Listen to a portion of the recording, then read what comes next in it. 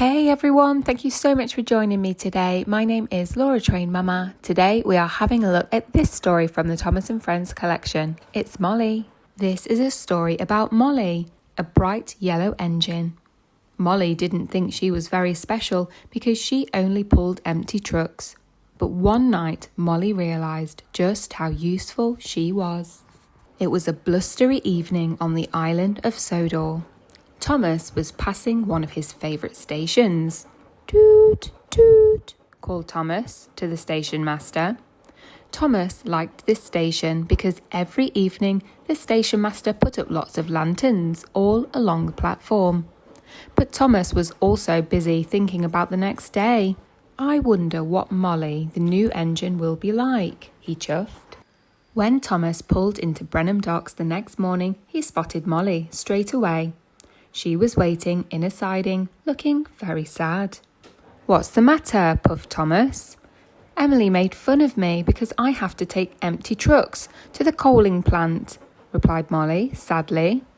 Just then, the signal turned to red. Gordon thundered past with the express.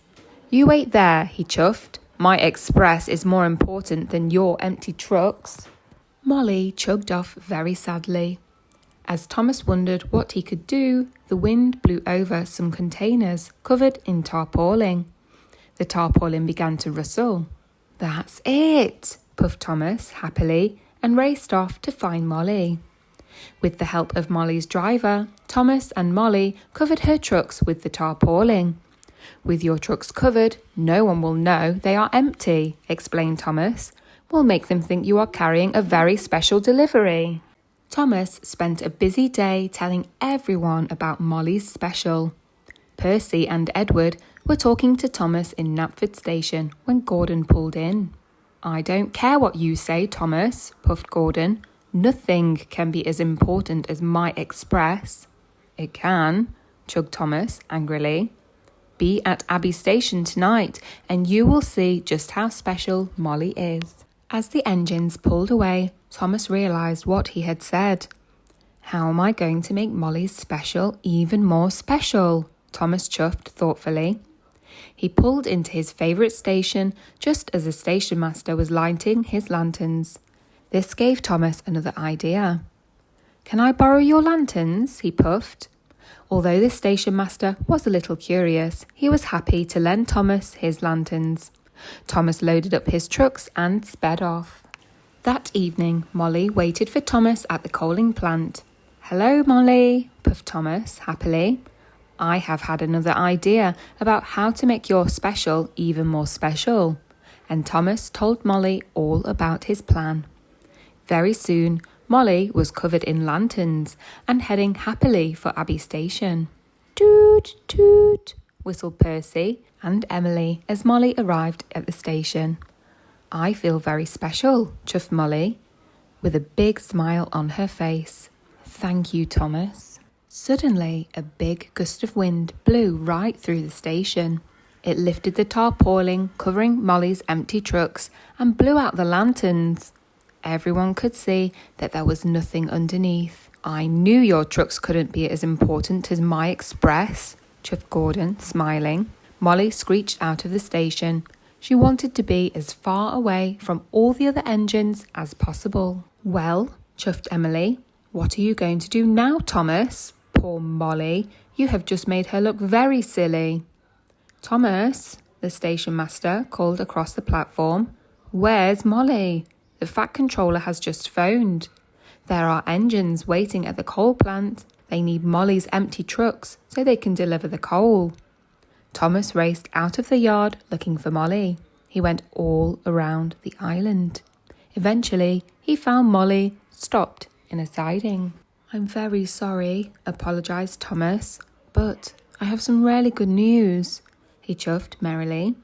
"Your empty trucks are very important. They need them at the coaling plant right now." "But I've nearly run out of coal," sobbed Molly, more upset than before.